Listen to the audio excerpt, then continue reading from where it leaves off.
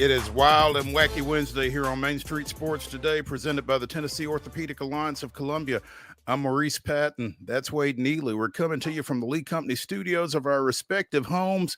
We'll be here with you for the next couple of hours talking local, regional, and national sports topics. So settle in. Have some fun with us. Wade, happy hump day. Happy hump day to you. Good to be with you. Good to be with everybody here. Smack dab in the middle of a busy week on Main Street Sports Today. Stuck in the middle with you. That was one on our one-hit wonders list from yesterday as well that escaped me. It's a gift that keeps on giving. Yeah.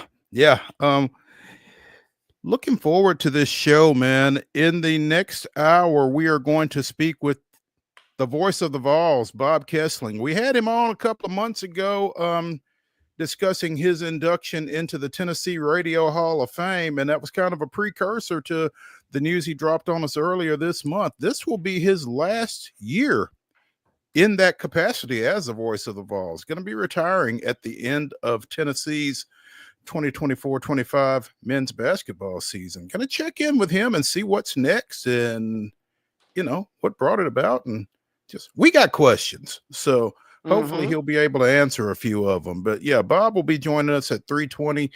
In the next segment at 2:20 or somewhere thereabout, we'll be joined by former Boston Globe sports editor Joe Sullivan, now a teammate with Main Street Media. He heads up our local basketball coverage. We're going to check in with him on some city hoops, as both Lipscomb and Belmont were in action last night. One at home, one on the road, got different results, but we'll talk to Joe about them and the rest of the local basketball scene here as we approach Thanksgiving. So looking forward to that as well. We'll be talking some college football, obviously. Rankings and bracket projections 3.0 dropped last night, and there are some folks here pretty close to us who probably aren't happy with what they saw last night. And there's probably at least one person that's not very close to us who's not very happy. We spoke with him yesterday, but we'll take a look at what came out of that and, what it means here over the next couple of weeks, in addition to some other college football that we'll be talking. Wade was right. Last night was the end of the line for the Cavaliers, but if they had shot better, it wouldn't have been. We'll talk a little bit about Boston and Cleveland and somebody who did shoot it really well last night. Also some NFL, some Pro Football Hall of Fame news that we'll discuss, a little Major League Baseball. Another WNBA coach has been hired, and this is a trend that it's probably got to be a little alarming for some folks. So get into that here later in the show. And again, it is Wild and Wacky Wednesday.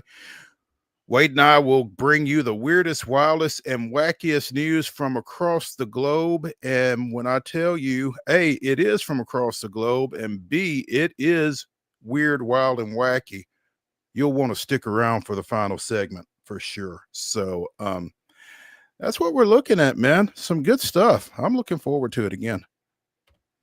Yeah, I'm ready to rip and run on a Wednesday. Still, forgive me, folks. I'm still battling through it here. But, hey, we're smack dab in the middle of the week. Like you said, we got a lot to peel back and look back at. But, the great part is we're just a couple more sleeps away from the next round of high school football. We're a couple more sleeps away from a big weekend of college football. We got a lot to tap into today. I'm pumped. We really do. So let's go ahead and get to it. Let's get started with yesterday's results and today's schedule on the rundown. This is the rundown. Wednesday rundown is off and running. Let's go girls basketball scores from last night. Page defeating Brentwood Academy 72-38. Clarksville on top of West Creek 65-15. Liberty Creek 75, Clarksville Northeast 23. It was Coffee County flirting with 100. They defeat Siegel 94-21. Lincoln County on top of Columbia Academy 65-48. Ezell Harding taking care of Stratford 64-38. FC Boyd Senior Christian defeating Zion Christian 63-29. It was Forest 56-24 versus Culleoka. Franklin Classical topped Mount Pleasant 39-22. Lipscomb Academy took care of Good Pasture 67-54. Close game between Grace Christian Franklin and Zion Christian. It was 44-40 in that showdown. Franklin defeating Green Hill 51-44. Hickman County on top of Battle Creek 63-12. East Hickman takes care of Houston County 66-53. Kenwood 39, Milan 25. Lawrence County all over Riverdale 75-34. John Overton 40-19 over Lawson. It was Oak Ridge defeating Lebanon 59-43. Marshall County put up a big lopsided number versus Laverne 51-15 was your final there. Harpeth Hall 74, Merrill Hyde 30. Eagleville takes care of Murfreesboro Central Magnet in a close one, 53-50. Perry County with a 66-23 win over Hampshire. This was either a forfeit or a defensive struggle beyond compare. Pickett County 2, Middle Tennessee Christian nothing. I'm going to go with the forfeit. Mount Juliet defeated Ravenwood 60-47. It was Rockvale 70, Friendship Christian 26. Loretto down Smith County 53-33. Smyrna with a 51-29 win over Centennial. It was Springfield 47, White House 27. Spring Hill with a 46-31 victory over St. Cecilia Academy and Kyle Shipley's debut atop the Lady Raiders. Sycamore with a 63-40 win over Greenbrier. Trousdale County 74, Tennessee Heat 17. Dixon County downs Waverly 64-36, and it's White House Heritage 46, Harpeth 42. In boys basketball action, Page with a 69-58 win over Brentwood Academy. Cheatham County defeated Fairview 56-30. Liberty Creek with a 59-35 win over Clarksville Northeast. Clarksville Northwest edged Clarksville Academy 73-69. Lincoln County edged Columbia Academy 63-62. Ensworth with a 66-60 win over Kenwood. Ezel Harding defeated Stratford 70-48. Zion Christian with a 73-37 win over FC Boyd Senior Christian. Culleoka 75, Forest 58. Shelbyville defeated Franklin Road Academy 66-52. Good Pasture with an 87-75 win over over Lipscomb Academy. Good Pasture defeated Lipscomb Academy 87-75. There we go. Grace Christian of Franklin 95. Zion Christian 42, and it was Franklin 42, Green Hill 23. Rolling through some other scores from last night. Providence Christian over Hamilton Heights 71-60. Hickman County defeating Battle Creek 73-26. East Hickman takes care of Houston County 52-38. It was Lawrence County 80, Riverdale 30. Lawson was a 60-59 winner versus John Overton. Oak Ridge taking care of Lebanon 79-59. MLK 49, East Nashville 42. Mount Juliet Christian defeats Trousdale County 53-24. Eagleville on top of Murfreesboro Central Magnet 82-49. Perry County dispatching Hampshire 61-15. Ravenwood 50, Mount Juliet 40. Friendship Christian slipping by Rockvale 77-68. Centennial 60, Smyrna 48. There we are. Springfield defeating White House 63-54. Montgomery Central took care of Stewart County 42-33 was your final there. Hume Fogg with a 60-56 victory versus University School of Nashville. Dixon County 57, Waverly 49. MBA slipping by Webb School by the slimmest of margins, 51-50. Harpeth on top of White House Heritage, 58-53. And it was Wilson Central taking care of DeKalb County, 59-40. Other scores on the hardwood from last night. Women's college basketball, MTSU taking care of Tennessee Tech, 69-52. Freed Hardeman defeating Fisk, 66-44. Men's college basketball last night, it was Kentucky 97, Lipscomb 68. TSU defeated East West. That score was 110-33. Not quite UMKC territory, but pretty close. 110-33 again, your final there. Belmont 90, Oral Roberts 80. It was Freed Hardeman defeating Fisk 89-62. Trevecca on top of Kentucky Christian 105-58. And an NBA action last night, it was the Nuggets taking care of the Grizzlies. Your final was 122-110. In the Emirates NBA Cup. The Emirates NBA Cup, yes. There we go. Not the Emirates Cup. Nope. But the Emirates NBA Cup. Basketball action tonight. Doubleheader. Well, actually, this says it's right now, 2:00. I think we're getting some conflicting reports on some basketball right now. We got to check our sources here. Apparently, supposedly, allegedly, Zion Christian is playing at FC Boyd Senior Christian at 2:00 today. Check your local listings. At 6, Giles County's girls go to Summit. That is a girls-only game, Wade? To the best of my knowledge, and I'll get an update. Because they played yesterday on the boys' side, right? Yeah, I'll get an update in full on the girls and the boys by the time we get off the airwaves here. Sounds good. Women's basketball action at 4:30. Cumberland goes down to Georgia, taking on Life University. At 6:30, you can see this one on ESPN Plus. Hampton comes to Memorial Gym, taking on the Commodore women of Vanderbilt. Men's action, 6:00. Austin Peay travels up to Morehead State. That one is also available on ESPN Plus. 7:00 on FanDuel Sports, you can see Philadelphia at the FedEx Forum against the Memphis Grizzlies. And at 9 tonight, it's being shown on TNT. I believe this is the 5th and final game of the Predators' West Coast swing as they travel to Seattle, taking on the Kraken. Ladies and gentlemen, that is your rundown.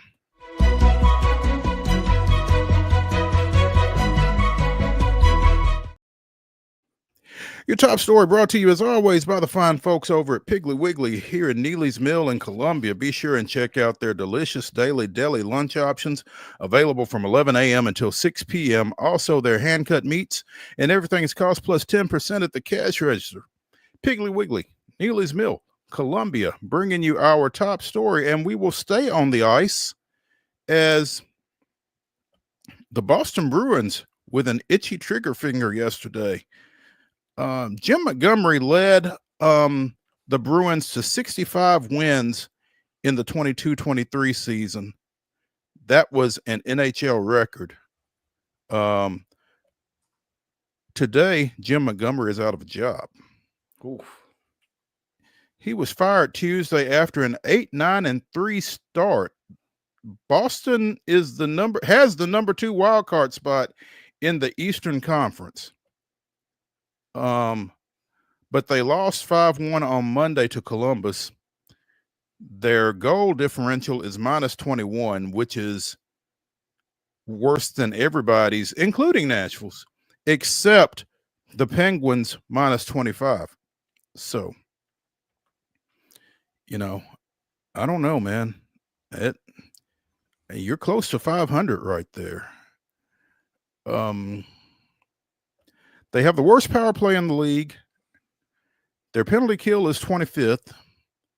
They've taken 101 penalties, and their 31 goals at full strength are the 6th worst in the National Hockey League. So, I don't know. You can't fire the player, so I guess you fire the coach.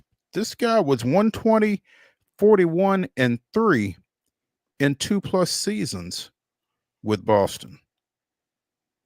Again, he was the Jack Adams Award winner in 2023 as the top coach in the league. They lost in the first round to Florida after that 65-game season during the regular season. Last year, they lost to the Panthers in the second round. So it feels kind of quick to me. Feels quick to say the least. And I mean, if this guy's getting fired for being 8-9-3, then aren't there some other folks that should be kind of treading lightly? Yeah, you would think. When I see this news, I kind of take it as Boston maybe feels, hey, we're built to win now, and the fact that we're not winning now, we got to do something to get things going. And it seems like Montgomery didn't have enough of which is crazy to think about given the record you just peeled off a moment ago, that didn't have enough good grace kind of built up.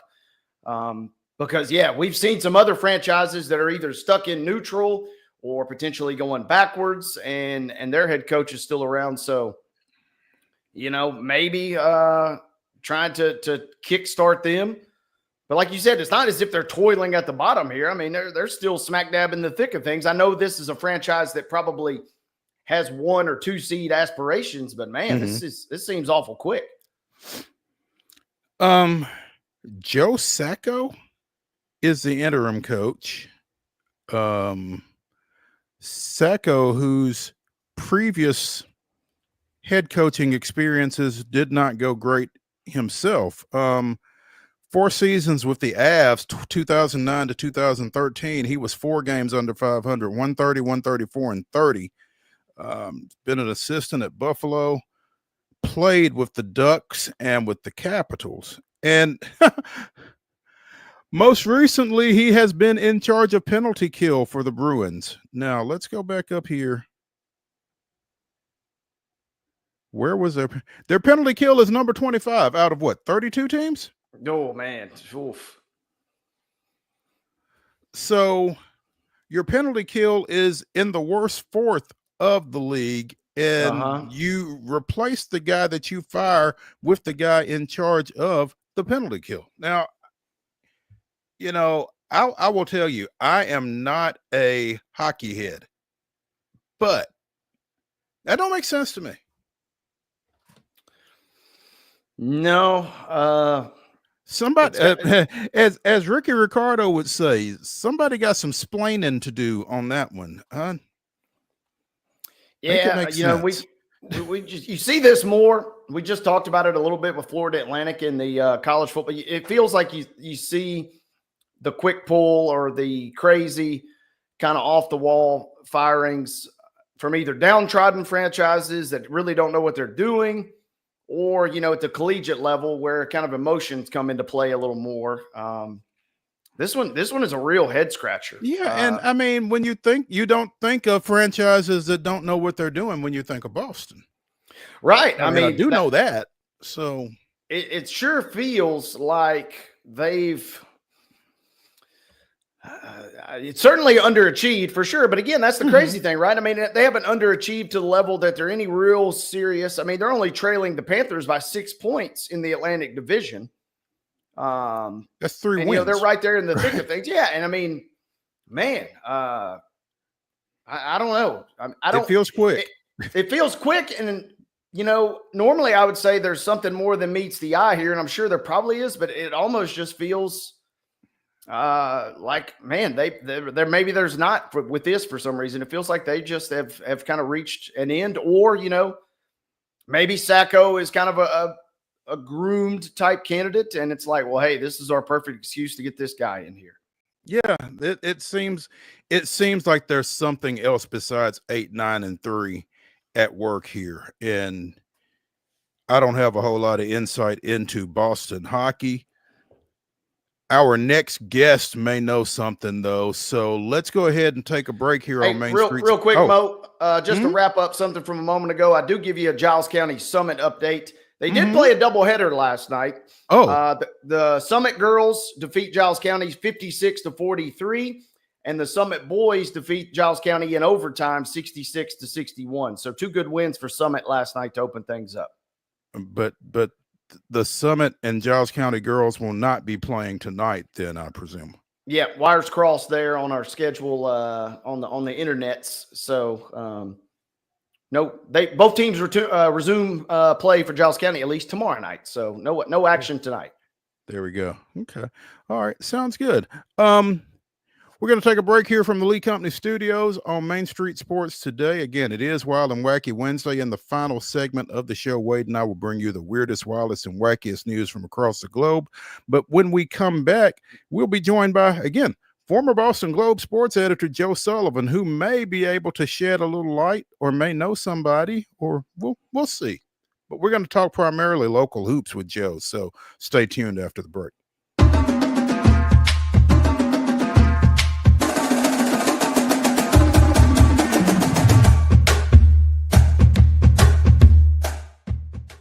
Whether you're an athlete or a weekend warrior, when it comes to your performance, don't settle for anything less than excellence. We're proud to announce that Mid-Tennessee Bone and Joint Clinic is now Tennessee Orthopedic Alliance of Columbia, where we are redefining sports medicine and orthopedics. Tennessee Orthopedic Alliance's team of expert sports medicine physicians understands the unique demands of your body. TOA Columbia specializes in personalized orthopedic care, offering state-of-the-art treatments for everything from sports injuries to joint replacements. Learn more at toacolumbia.com. Step into the Lionel retail store at Opry Mills, Nashville, and you'll be captivated by all the magic of the 123-year history of Lionel trains. Whether you're already a train enthusiast or just getting started, Lionel will energize your love for trains. NASCAR fan? Come check out your local Lionel station to learn all there is to know about model trains and die-cast NASCAR collectibles. Visit nashville.lionel.com or call 615-455-9399. So Busy Bee is a very close-knit family.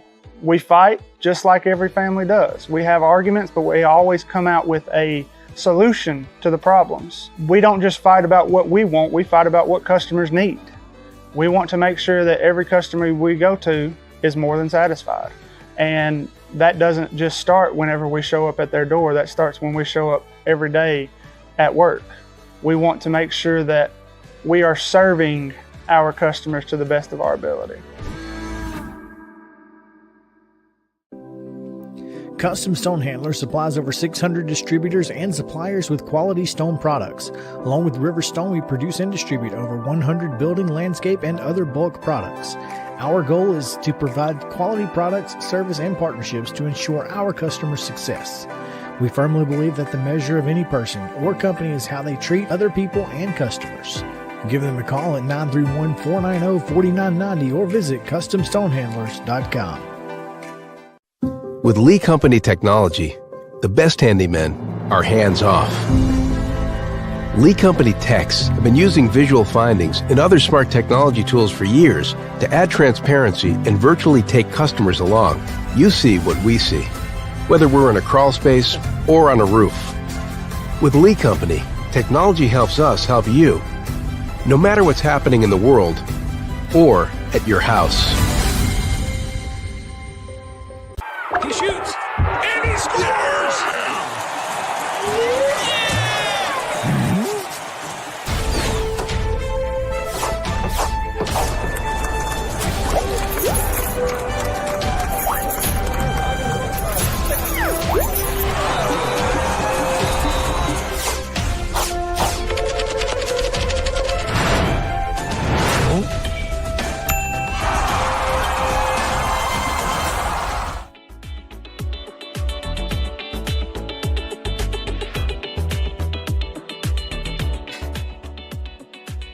Welcome back in to Wild and Wacky Wednesday here on Main Street Sports Today, presented by the Tennessee Orthopedic Alliance of Columbia.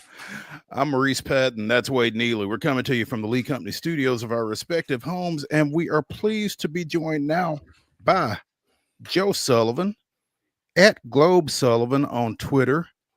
Covers local men's basketball for Main Street Media. And Joe, I think you were in the green room as we were talking about the Boston Bruins and their dismissal of Jim Montgomery. On the surface, again, at 8-9-3, it doesn't look like necessarily a fireable offense. Is there anything that your Boston intel tells you that's kind of running underneath this situation? Mo, you know my nickname is Pucks. Did you know that? Well, mine is not, so I'm going to defer to you. Mine isn't either. I'm kidding. I'm using that though, so buckle up. I had a copy desk that used to tease me about my lack of knowledge about the Bruins. Okay, but I do know this much: that this is a team that is underachieved. It's supposed to be a Stanley Cup contender. Obviously the Panthers are the team that they're chasing. And they have underachieved. Players have underperformed, and there have been a couple of incidents. So they had he had a yelling and like a brief shove of his captain Brad Marchand during a game, and then he benched leading scorer David Pasternak for a period during one game, and then Charlie McAvoy, who's supposed to be the best defender, has really underachieved. And then the last thing I'll mention is, they had to make a choice. They had two top-notch goaltenders, and they picked the young kid, Jeremy Swayman, to be their goaltender. No one had a problem with that. But that he wasn't signed, and he went through a holdout. So he missed training camp, and he has underperformed dreadfully since he came back.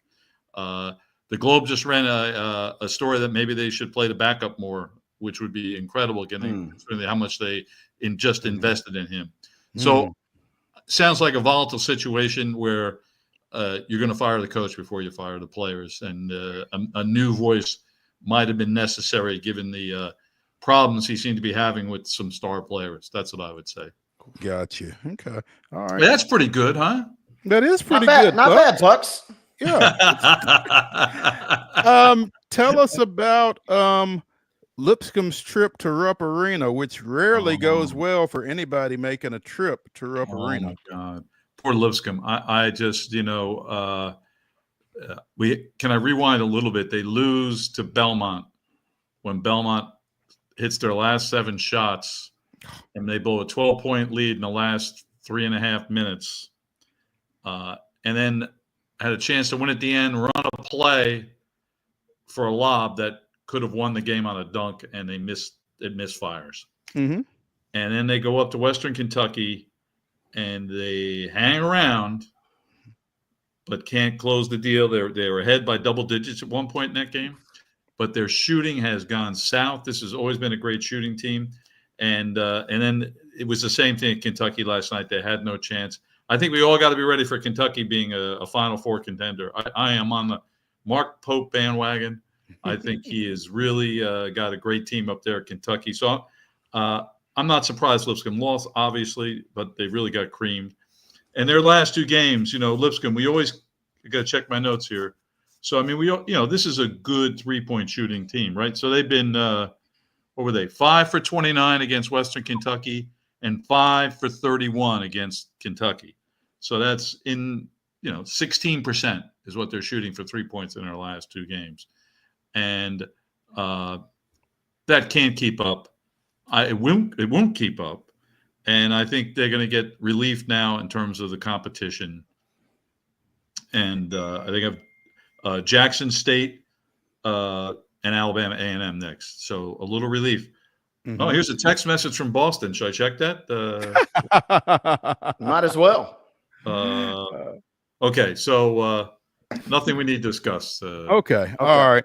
So, that type of 3-point shooting against Western Kentucky and Kentucky, both on the road, might be a little attributable to the defenses they were facing. Would it not? I mean, just from the standpoint that maybe you're not getting as many clean looks as you might be used to against different competition. Absolutely, Mo. It's a very good point. I didn't see the Kentucky game because I was at Belmont last night, but I went up to Western Kentucky because I had never been to Diddle Arena. So I went up and I was at that game Sunday. What a great arena that is, by the way. I hope they don't change that or build a new one. And definitely Western Kentucky, a physical, quick team, put the perimeter pressure on Lipscomb and definitely had an effect on it. However, Lipscomb and Lenny Acuff's offense still usually manages to get their shots. Against Arkansas, they are able to get their shots. So, yes, Western Kentucky and Kentucky, both good defensive teams, but still, I don't think that's the reason for the abysmal performance. I think it's just really 2 bad shooting nights that there were open shots to be had against Western Kentucky that just they weren't going in. Joe, I got to ask you, I mean, I guess you're not supposed to obviously get the check and get the win more often than not when you go to a place like Rupp Arena. But considering everything you've just said, I guess rate your panic meter if you're a Lipscomb fan right now. I mean, sounds like you're at least semi-concerned? Yes. If this team continues to perform this way offensively, it's going to be a problem. But I wouldn't push the panic button. So when they had this tough early season schedule, what was the best they could have hoped for? Right. In my mind, 3-3, and they're 2-4. So it's the Belmont game that sticks out. If they make one more basket in the last 3.5 minutes, they beat Belmont. They're 3-3, and they could. Western Kentucky was a game that they could have won. So I guess some concern, but I not panic button time, not at all. Class relief coming here, as we say when we're handicapping horses. We're dropping in class here, and that'll help. Class relief. I've never heard that phrase before. I like it. Yeah. So it's if you got a horse that's racing in stakes races, and then he drops down a level to run against in what they call allowance races, he's getting class relief. He's running against slower horses, so he has a better chance to win.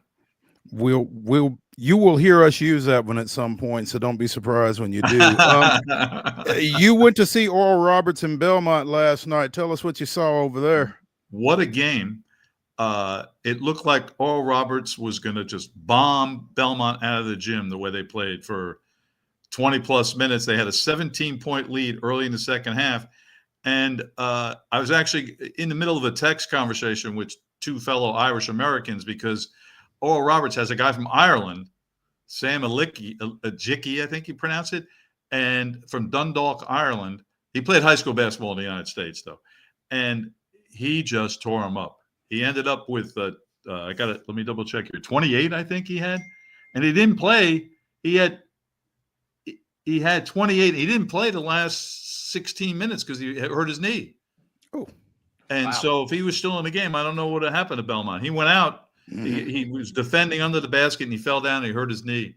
And it changed the game for Oral Roberts when their Irishman went out. And but Belmont now 4-1. And what could we have reasonably expected from them at this point? We had no idea. And I think Casey Alexander, I don't know, is he like the grand wizard of some sort? I tell you, this guy, the more I see him, I'm just so impressed by his coaching. And this team might be evolving into something very good. And where these guys came from. So Tyler Lundblade last night, 25 points for Belmont. He has scored 8 total points before the season in college basketball. 8 total. And so he walked on at SMU and didn't even play. Walked on at TCU, scored 8 points last year. And then he transfers to Belmont in the summertime, comes onto the team without a scholarship. They add him to the team, 14th guy. And now he might be the best shooter on the team. Casey's running plays for him. They come out of a timeout under 4 minutes. They need a basket. They run a play to get him open at the top of the key. Swish. And left-hander. So I don't know how long this guy looked pretty impressive last night. And then you have Jonathan Pierre, who had a great career at Nova Southeastern, a Division II school that won a national championship 2 years ago. Yeah, that's right. They lost 1 game in 2 seasons with Pierre as one of their key players. He transfers to Memphis, moving up in class, Mo. And he doesn't even get off. Basically, he's just a spectator last year for Memphis. And he transfers to Belmont for his last season, and he was terrific last night again. And so these two guys that barely broke a sweat last season carried Belmont back from 17 points down. And so it's an incredible story to me. And it's how Casey is this luck or is this brilliance? What do you guys think? How does he find these guys? That's $1 million question. Well, I tend to give Casey a lot of credit, and it might be a little bias on my part. I've known him since he was in high school, but I just feel like he's always done a great job with whatever he's had to work with. And when he's had, not even superior talent, but a lot of times even talent, he's been able to be successful with it. So, nothing that Casey and his teams do really comes as a shock to me at this point. So, it's nice to see them bounce back from that tough Lipscomb loss, though, for sure. Joe Sullivan of Main Street Media joining us here on Main Street Sports today as we talk a little local hoops. Did you say you were going to Murray and Middle this weekend? Did you make it to that game? I was at that game, Mo, and what a sincere disappointment for your Blue Raiders. Holy yeah. They just reverted to form. by that I mean last season when they couldn't score and they just shot the ball terribly, and they got run out of the gym by Murray. And Murray, now you talk a similar situation to Belmont. Murray has a guy, Kylan Lindsey, who played at Texas A&M and Georgia. Again, another guy who barely broke a sweat the last 2 seasons. Comes off the bench and scores 28, I think, for Murray. He just absolutely was a beast inside. They could not stop him. And who knows where this guy came from. But he looked like a very good player for Murray, and Murray's tough.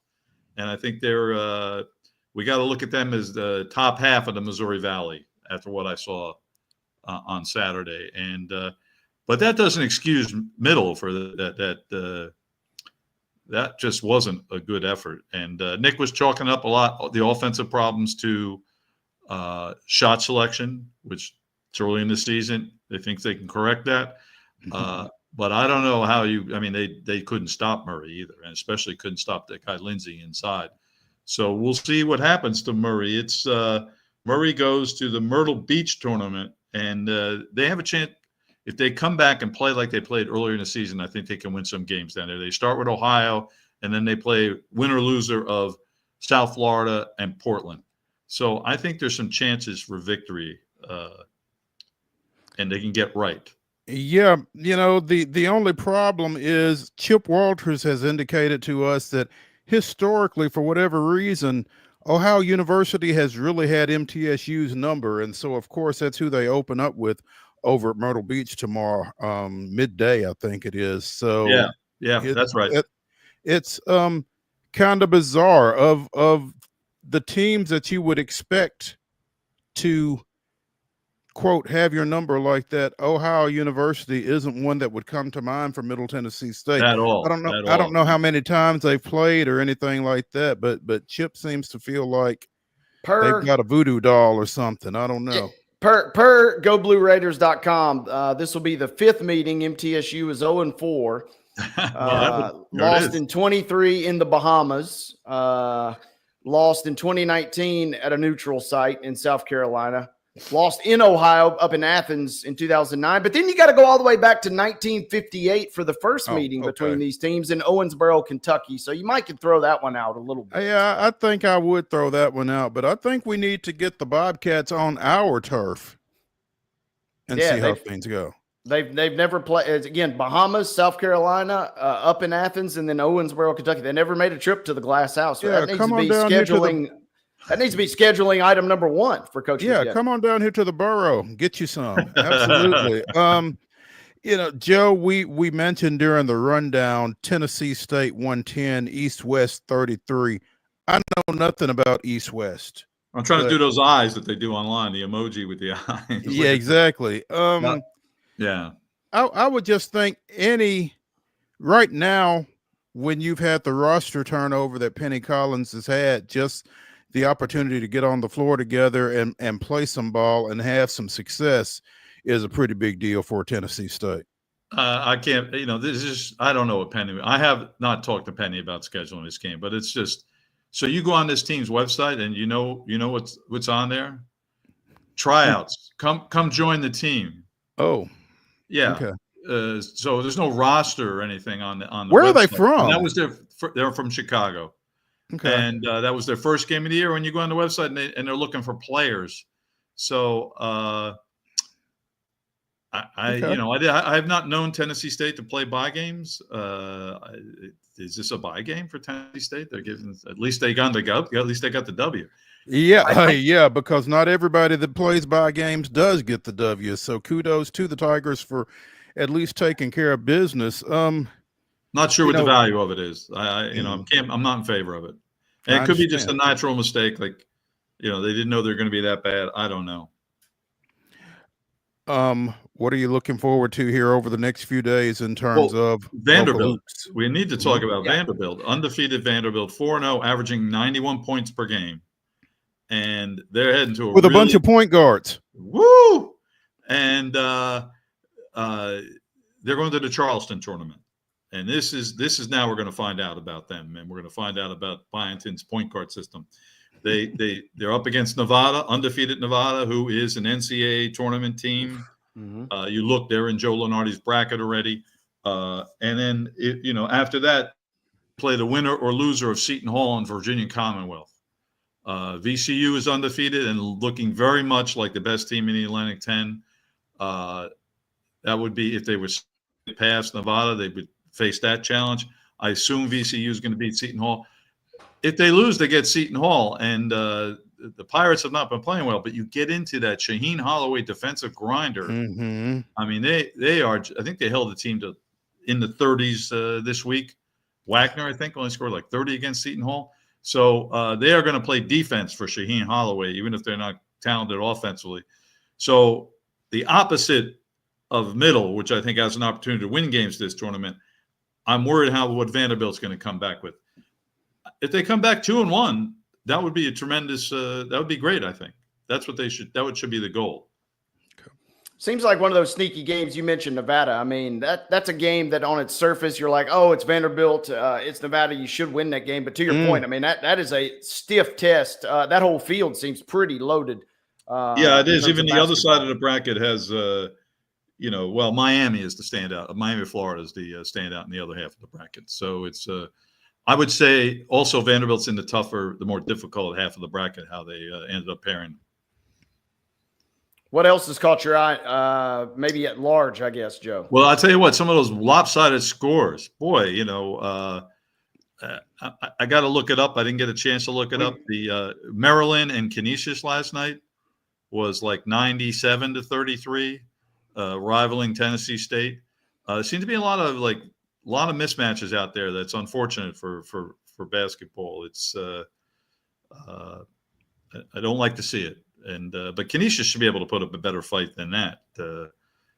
They were Coach Jim Christian, who's an old, and he coached Boston College for a few years. So I'm surprised he has a team at that level. I can't believe I'm talking about Canisius this long. Cut me off. Well, I was gonna roll right into the last time we spoke, Joe. The honeymoon is over for Dusty May at Michigan. They did lose one to Wake Forest, but put a good little beat down on TCU the other night. So they did. Yes, I watched some of that. Rolling. I watched some of that, and they're a talented team. I'm very high on Danny Wolf, the transfer, the 7-footer from Yale, who really is someone who scores, rebounds, and passes the ball well. I really like him. And then they're playing him in tandem with Golden, the 7-footer that came with Dusty from Florida Atlantic. So they're gigantic. And very tough around the basket. So it's going to be a good season for Michigan. And he's had some promising quotes like, hey, why rebuild when we could just go out and try and win it all this year? So from a fan standpoint, seems like he's saying the right things at least. And they could finish 10th in the Big Ten and still get in the NCAA tournament. Right? Also that, yeah. The 18-team Big Ten, is that what it is? What's the count? How many teams do they have? Yeah, 18. I did just see this that I don't know if this is officially how it went down, but the joke, at least on social, was that the Big Ten football, they just either announced or just discovered like yesterday that Oregon had officially clinched their berth in the title game because of all the tiebreakers. And they were like, well, yeah, that's what happens when you have 18 teams. It takes 2 days to go through all the tiebreakers. Hey, let's just I was driving around a lot today, and I had talk radio on. Man, there's a lot of Indiana hate in Tennessee and Nashville. Woo.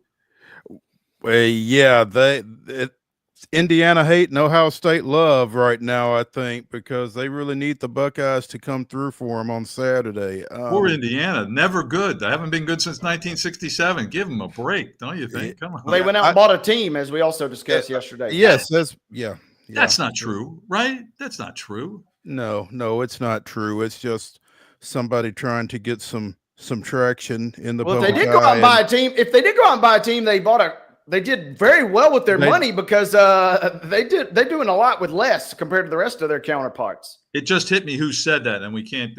This is not a political show, so we're not going to get into that. There we go. we did enough tap dancing yesterday. We probably spent more time on it yesterday than we should have.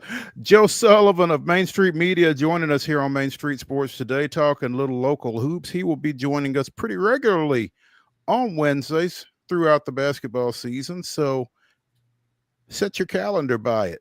Joe, we appreciate it, and look forward to seeing you next week. Absolutely. Thanks for having me, guys. Talk to you next week. Thank you, Joe. When we continue here on Main Street Sports today, presented by the Tennessee Orthopedic Alliance of Columbia, we will talk a little college football. I'm sure Indiana will probably come up during our conversation. So stay tuned when we come back to the Lee Company Studios after this.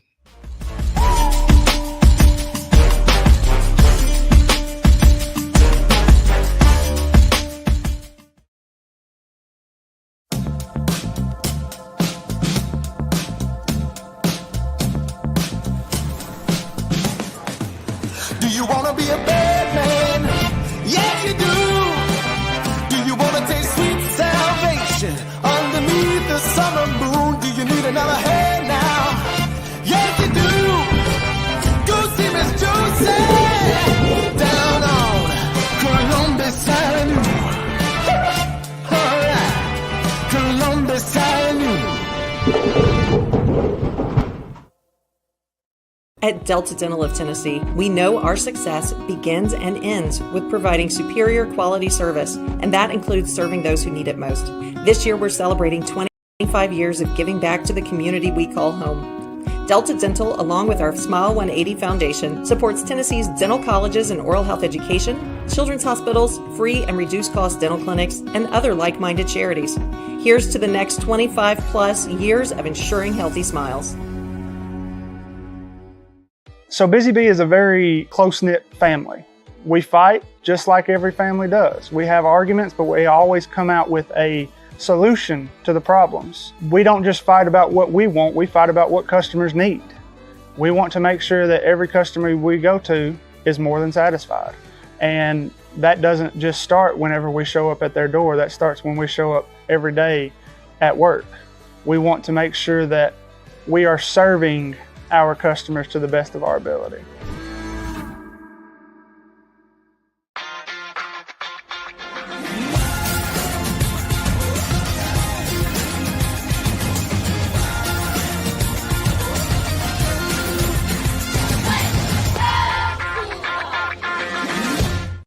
With Lee Company technology, the best handymen are hands-off. Lee Company techs have been using visual findings and other smart technology tools for years to add transparency and virtually take customers along. You see what we see, whether we're in a crawl space or on a roof. With Lee Company, technology helps us help you, no matter what's happening in the world or at your house. Whether you're an athlete or a weekend warrior, when it comes to your performance, don't settle for anything less than excellence. We're proud to announce that Mid-Tennessee Bone and Joint Clinic is now Tennessee Orthopedic Alliance of Columbia, where we are redefining sports medicine and orthopedics. Tennessee Orthopedic Alliance's team of expert sports medicine physicians understands the unique demands of your body. TOA Columbia specializes in personalized orthopedic care, offering state-of-the-art treatments for everything from sports injuries to joint replacements. Learn more at toacolumbia.com.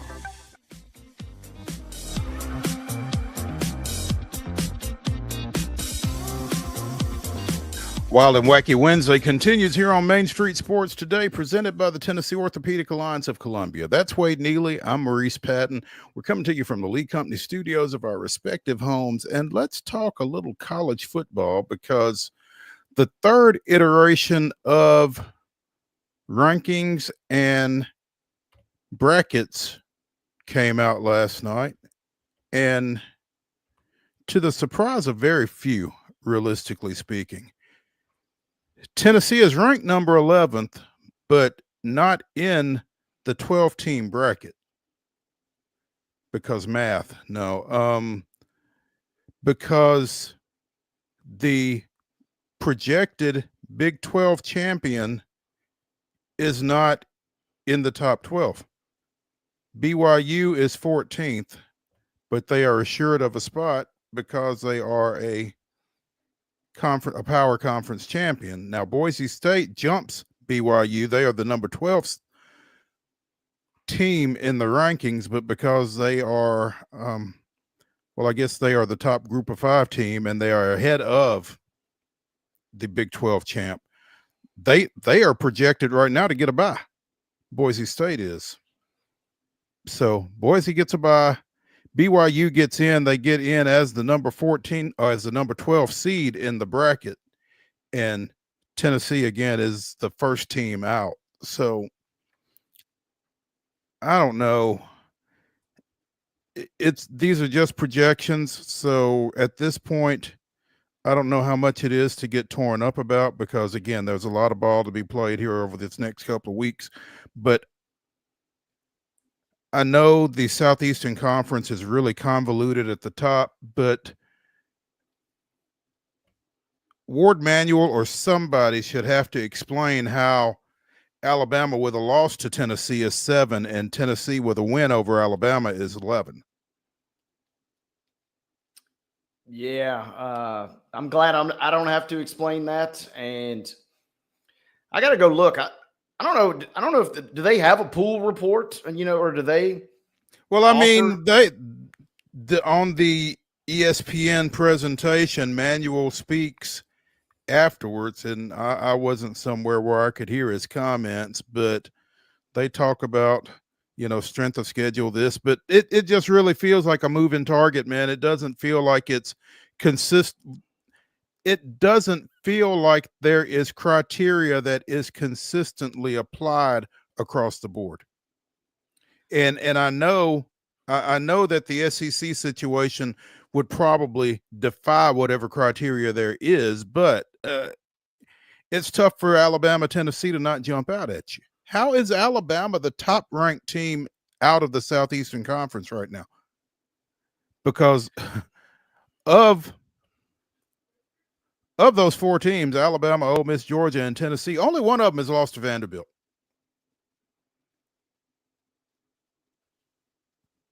Yeah, it's I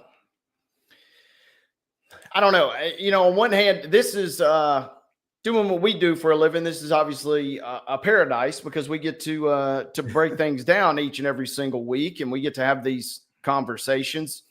But even going back to the original college football playoff, I mean, with the 4 teams getting in, there's so much made about who's in, who's not in, and it never plays out the way that it's going to. And what would be interesting is we do have a couple of big games. We've obviously talked a lot about Indiana, Ohio State. That's a game that's been growing in importance nationwide for the last couple of weeks now. But also another interesting factor to all this is Army and Notre Dame this week.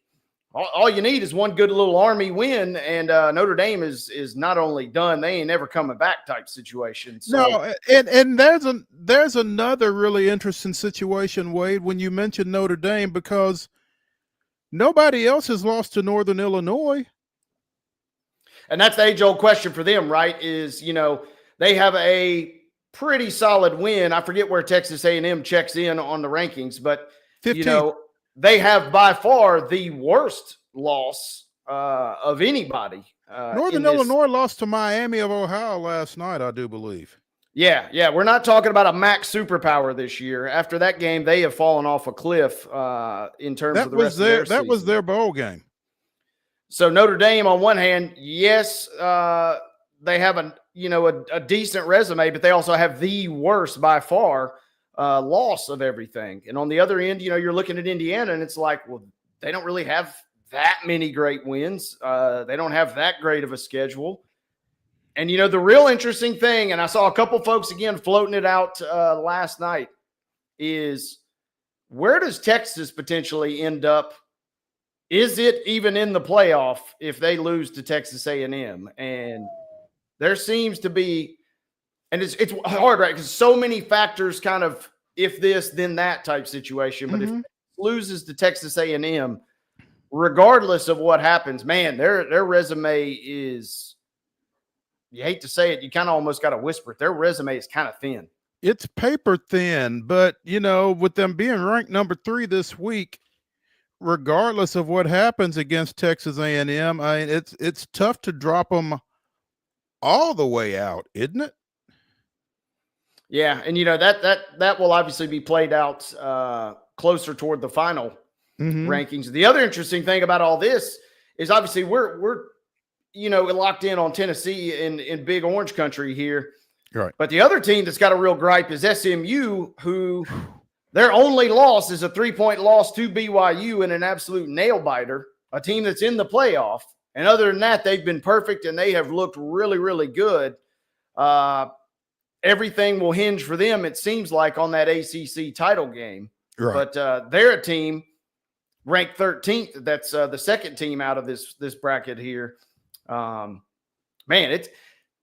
I'm glad I'm a neutral observer, and I know obviously I wish my Wolverines were right there in the thick of things, but I'm also kind of glad that Michigan's not in the thick of things, because this is way too stressful for me to. It's pretty heavy, man. As college football goes, but like you said, SMU has a chance to really correct this situation, because again, it's pretty apparent that the ACC is going to be a one-bid league.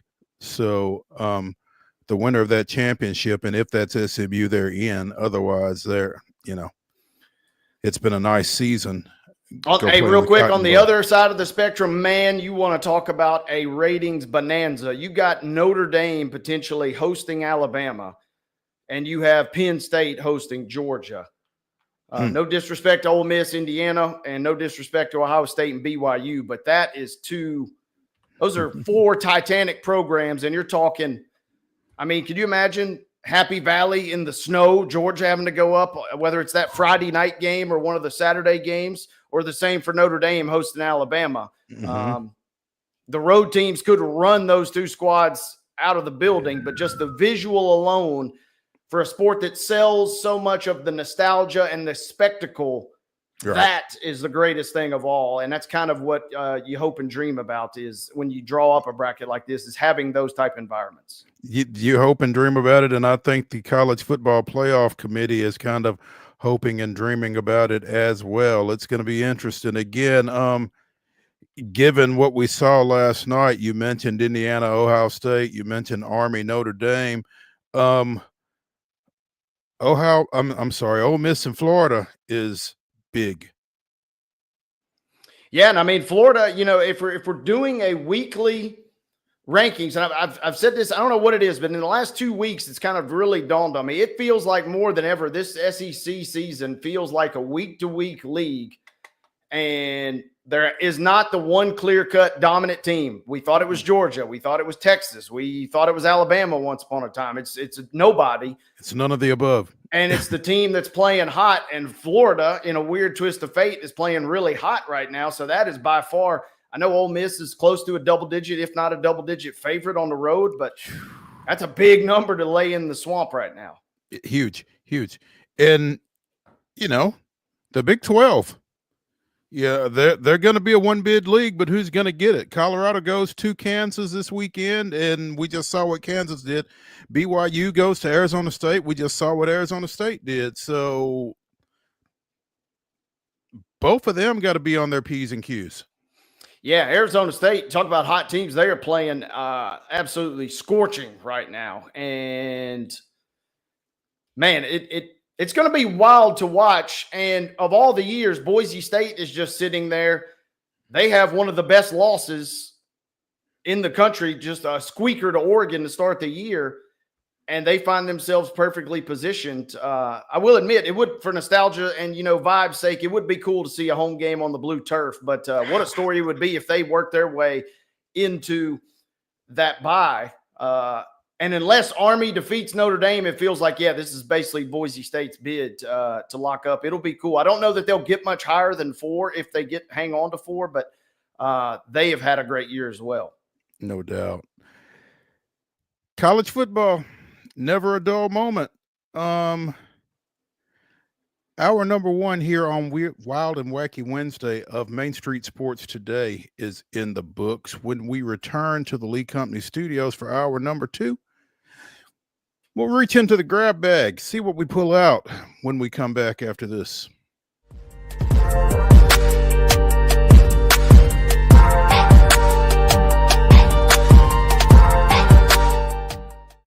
Nashville's Nutcracker returns to TPAC this December, presented by Nashville Ballet. This holiday season, audiences will journey with Clara and the Nutcracker Prince through Nashville's history and the land of sweets. Tickets at NashvilleBallet.com. Hi, I'm Dr. Vilay Saisuka, CEO and founder of Premier Foot and Ankle Centers of Tennessee here in Murfreesboro. We offer foot and ankle care from ingrown toenails to diabetic foot wounds. We also fix ankle fractures and things like that. Call us today to schedule an appointment. We look forward to seeing you. Because here at Premier Foot and Ankle, we believe that the journey begins with happy feet. Whether you're an athlete or a weekend warrior, when it comes to your performance, don't settle for anything less than excellence. We're proud to announce that Mid-Tennessee Bone and Joint Clinic is now Tennessee Orthopedic Alliance of Columbia, where we are redefining sports medicine and orthopedics. Tennessee Orthopedic Alliance's team of expert sports medicine physicians understands the unique demands of your body. TOA Columbia specializes in personalized orthopedic care, offering state-of-the-art treatments for everything from sports injuries to joint replacements. Learn more at toacolumbia.com. Jones & Lang Sporting Goods here in Columbia has been outfitting teams, officials, and anybody else from T-ball to college for 50 plus years. Be sure and check them out at 931-388-8060 or online at jonesandlang.com. Jones & Lang Sporting Goods, the look of a winner. Zion Christian Academy, zioneagles.org or 931-388-5731. You can schedule your appointment. Go tour their campus. It is beautiful over there, and you're definitely going to want to see it. Again, it's zioneagles.org. Give them a call, 931-388-5731, and schedule your tour today. With Lee Company technology, the best handymen are hands-off. Lee Company techs have been using visual findings and other smart technology tools for years to add transparency and virtually take customers along. You see what we see, whether we're in a crawl space or on a roof. With Lee Company, technology helps us help you, no matter what's happening in the world or at your house. Custom Stone Handler supplies over 600 distributors and suppliers with quality stone products. Along with River Stone, we produce and distribute over 100 building, landscape, and other bulk products. Our goal is to provide quality products, service, and partnerships to ensure our customers' success. We firmly believe that the measure of any person or company is how they treat other people and customers. Give them a call at 931-490-4990 or visit CustomStonehandlers.com. Piggly Wiggly, located in Neely's Mill Shopping Center, is Columbia's locally owned and operated Cost Plus 10 grocery store dedicated to serving the community with low prices and smiling faces. Piggly Wiggly offers fresh, hand-cut meats daily as well as daily hot plate lunches from their deli counter. You're certain to see smiling faces and a helping hand when you're here at Piggly Wiggly. Come by and check out our fresh produce, high-quality meats, and more. Down home, down the street, we'll see you at the Pig.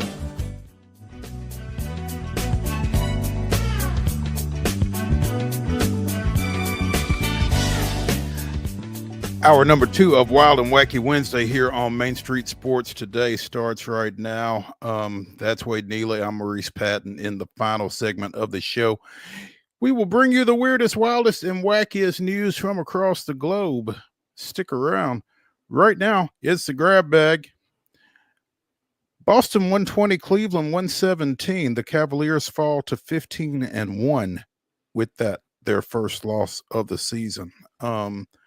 Longest winning streak to start the year in franchise history for the Cavs, but Boston hit 22 threes, led by double digits. And when I say double digits, I'm talking 16, 18, 21 at one point. And Cleveland kept having to kind of scrap back into it, and they did. But there was a sequence where Cleveland missed a basket, and Boston went down and knocked down a three at the other end to make it a 7-point game around the 5-minute mark. And I just said right there, ball game. I think it made it like 107-100 maybe.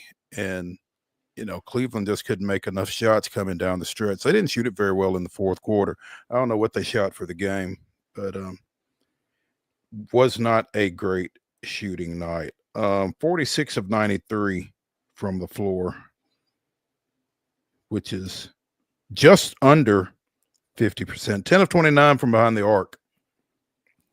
Yeah, this was one that even it was fun listening to the broadcast crew for TNT right before tip-off. Even they, you know, and granted it was a hashtag Emirates NBA Cup showdown last night. But even they were saying, man, I don't know.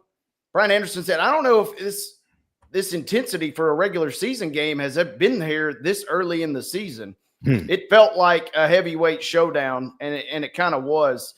But Boston is just surgical, and they ended up with 22 threes. And at one point, I want to say it was in the third quarter, when it looked like Boston. Kudos to Cleveland for battling back for sure, because that game looked like it was signed, sealed, delivered for Boston. At one point, they had made more threes than Cleveland had attempted, and that's what Boston does. They are lethal, both in terms of putting up threes and making them. Again, 22. They shot 54% from the floor, from downtown. So, I mean, it was a titanic matchup, and, like we said, kind of a preview of almost undoubtedly what's going to be your Eastern Conference Finals, you would imagine. Tatum was 6 from behind the arc, 6 of 10. Al Horford's 4 of 5 from behind the arc. Derek White, 4 of 7, and Peyton Pritchard off the bench, 3 of 6. He's their sniper. Drew Holiday also 3 of 4 from 3-point range. So yeah, they bludgeon you from out there, man. Again, 22 of 41 for the game. Kind of mirrored their 44 of 86 from the floor overall. And I don't know that it was any great shock to Cleveland what they were up against, but still, when you win 15 straight, you'd like to win 16. So definitely worth watching. Yeah, that's Joe Mazzulla. He's a big MMA and mixed martial arts guy. And I mean, he prides himself on his teams kind of choking teams to sleep with their threes. I mean, it's just an onslaught. They had launched, I think, 3 in the first 2 minutes of the game. Only made 1, but they keep coming at you. And you rattled off those stats. I mean, they only went 3 deep on their bench last night. Keep in mind, this is a team that's still without Porzingis probably till after the All-Star break. Right. They're good enough to beat you even without him more nights than not. But it lived up to the billing. It was a spirited effort from Cleveland, and kind of maybe gives them some tape on things to work back on. Think about, was that Kenny? 16 games into your career, you finally suffer your first loss as in your new run as a head coach. That's not bad. Even the Bruins wouldn't fire you for a start like that. You'd like to think not, anyway. Meanwhile, out west, Dalton Connect, man. I just don't know what you say about him at this point. This guy's going to get some Rookie of the Year run. It feels like 37 points. Was the 4th rookie to hit 9 threes in a game. When he did so last night in the Lakers, 124 to 118 win over Utah.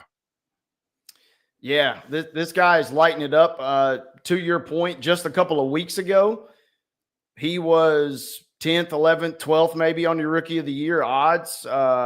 He's basically your co-favorite. McCain has been playing great ball on the other side over in the Eastern Conference, but Connect is just out of control. And it's good to see him. He's had some of his best performances. He started a couple games. He started last night, but this is by far his best performance of the year and his best performance in the starting role. The few starts that he had, he kind of struggled a little bit. Still played well, but man, it felt like on draft night, for all the jokes about JJ Redick and all the jokes about the Lakers in general, it felt like a great fit. This is a guy that's going to find ways to get Connect open, and on nights like that, just good luck guarding this guy. 9 of 12 from downtown. My goodness. Last night was his 4th straight start. Over that stretch, he's averaged 24.3 points. He's knocked down 21 threes. Hit threes on 4 straight Laker possessions in the third. 21 points in the third. And again, it's kind of cool because we've seen that. If you followed UT at all last year, you've seen him just go on tears where it's like just give him the ball once he's across half court and just let him rock, man. And it feels like that's kind of what the Lakers have done at times. Absolutely. And I he's got one of the greatest facilitators in the history of the game settling into that. LeBron more than anybody, and the clips after every performance are great because LeBron is kind of chuckling like, we knew this is who this guy was. And LeBron is now able to even more settle in. He's got a guy that he trusts, and we know how critical that is, right? And so the fact he's able to trust him now, you've got Reeves out there, which is certainly a viable option. And AD has already had a fantastic start to the season. The Lakers, if he can continue this trajectory, then they really maybe alter their calculus for what they could achieve over the course of this season. You assume he's probably going to cool off just a little bit, which would still be pretty comfortable for LA. But, man, he has had some start, and they continue to play well, picking up wins with him kind of leading the charge. I mean, I don't know that I was prepared for a world where, in an NBA game, Dalton Connect is outscoring LeBron and Anthony Davis, but here we are. Yeah, right. LeBron, I don't know the exact context of the question that triggered this response, but last night LeBron basically said, we didn't find this guy. 16 other teams let him get to us. It's not like we just dug him up or anything. I mean, it's pretty amazing to think about the number of teams that had an opportunity to draft Dalton Connect and did not, and just kind of left him there at 17 for the Lakers to say, yes, thank you. Yeah. So. Yeah. Perfect fit with LeBron pulling the strings. Perfect fit in a sense that you've got JJ, who is a first-year coach. So he's probably, obviously one of the great shooters in the history of any level of basketball, dialing up the plays for him. Mm-hmm. But, yeah, to your original point about Rookie of the Year, he's got to be in consideration and will be, I would imagine, as the season goes on, because the Lakers are going to have to rely on him. His usage is going to be more and more. I think a lot of teams passed on him. We've, talked about the age. He is, quote, unquote, only 23. But some teams were willing to roll the dice on younger players trying to maybe find a real star, whereas the Lakers are like, look, we already got a couple stars. What we need is some good, solid role players. And Connect is certainly living up to that billing and then some so far. Mission accomplished, clearly. Absolutely. The Pro Football Hall of Fame announced its 25 modern era semifinalists for 2025 induction, including 6 first-year eligibles. Luke Kuechly, who played at Carolina, Eli Manning, Terrell Suggs, Earl Thomas, Adam Vinatieri, and Marshall Yanda, all amongst your 25 modern era semifinalists. Also, Richmond Webb, Steve Wisniewski, and a boatload of others. I don't know that we necessarily need to read through all 25 of these, but Willie Anderson, Antonio Gates, James Harrison, Rodney Harrison, Torrey Holt are all in the 25 player semifinalist group. And we better give Vince Wilfork a shout if you want to get invited to his barbecues. Vince Wilfork, because I wouldn't mind getting invited to those. I would not mind at all. And a guy like that, he knows what to do on a grill, man. So yeah. What's next? They will cut this list from 25 to 15 later this year, and they will continue to whittle it down and announce their class heading into the Super Bowl in February for August enshrinement. So we'll try to keep you posted on that as best we can. Wanted to mention also, we talked last week, I guess it was, about former Florida Gulf Coast women's basketball coach Carl Semesco getting the gig with the Atlanta Dream 2 games into Florida Gulf Coast season. Well, Utah women's basketball coach Lynn Roberts stepped down last night to take the vacancy with the Los Angeles Sparks. She will be replaced by associate head coach Gavin Peterson. I'm just not sure, man, about the mid-season departures,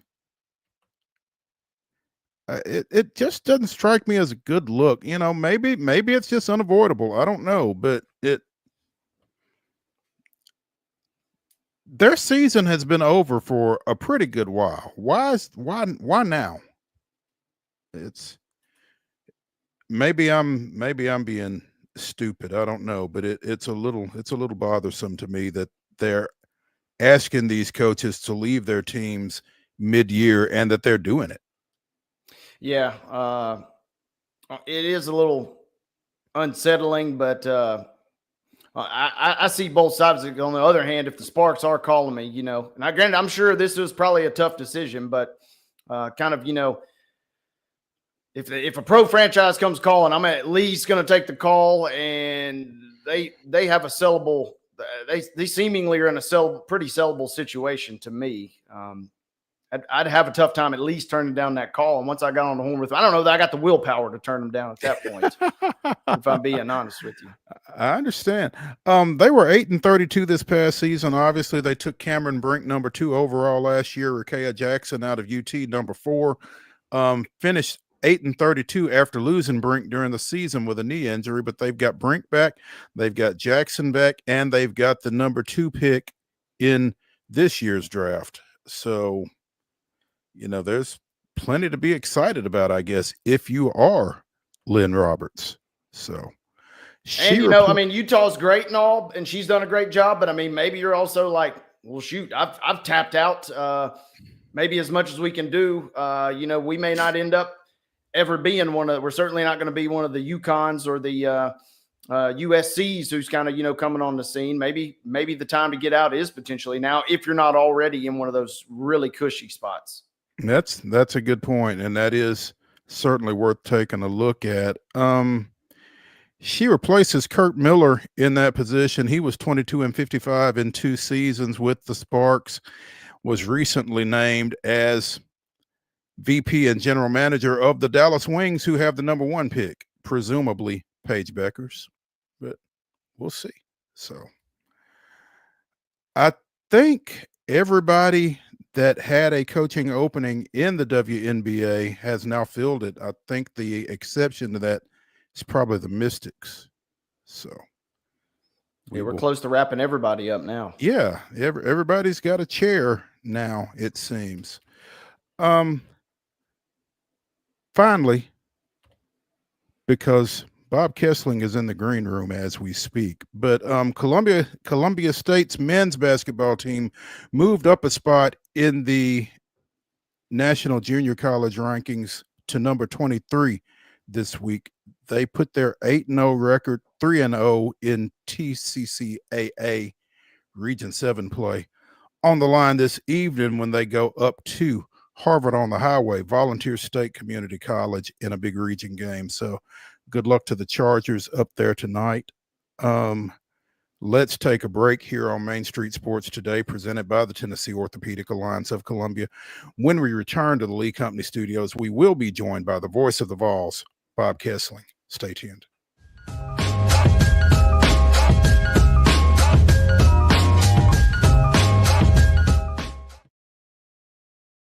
Hi, I'm Riley, a certified physician associate here at Premier Foot and Ankle Centers of Tennessee. We have a couple locations, Murfreesboro, McMinnville, as well as Franklin. We treat people of all ages. We're excited to get you back on your feet and hope we can help you today. Call us today to schedule an appointment. We look forward to seeing you. Because here at Premier Foot and Ankle, we believe that the journey begins with happy feet. He shoots, and he scores!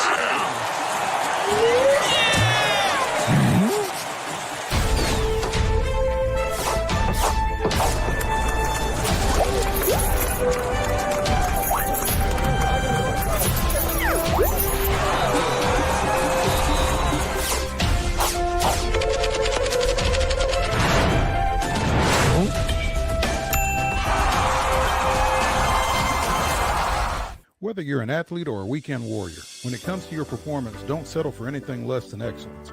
We're proud to announce that Mid-Tennessee Bone and Joint Clinic is now Tennessee Orthopedic Alliance of Columbia.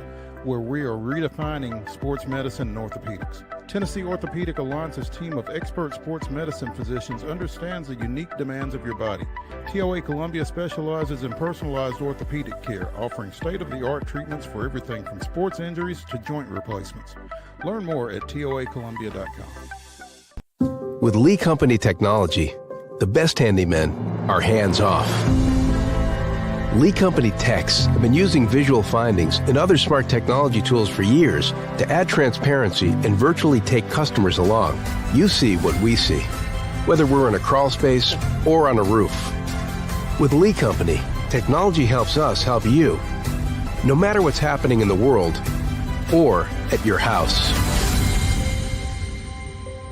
Jones & Lang Sporting Goods here in Columbia has been outfitting teams, officials, and anybody else from T-ball to college for 50 plus years. Be sure and check them out at 931-388-8060 or online at jonesandlang.com. Jones & Lang Sporting Goods, the look of a winner. Zion Christian Academy, zioneagles.org or 931-388-5731. You can schedule your appointment. Go tour their campus. It is beautiful over there, and you're definitely going to want to see it. Again, it's zioneagles.org. Give them a call, 931-388-5731, and schedule your tour today. Piggly Wiggly, located in Neely's Mill Shopping Center, is Columbia's locally owned and operated Cost Plus 10 grocery store dedicated to serving the community with low prices and smiling faces. Piggly Wiggly offers fresh, hand-cut meats daily as well as daily hot plate lunches from their deli counter. You're certain to see smiling faces and a helping hand when you're here at Piggly Wiggly. Come by and check out our fresh produce, high-quality meats, and more. Down home, down the street, we'll see you at the Pig.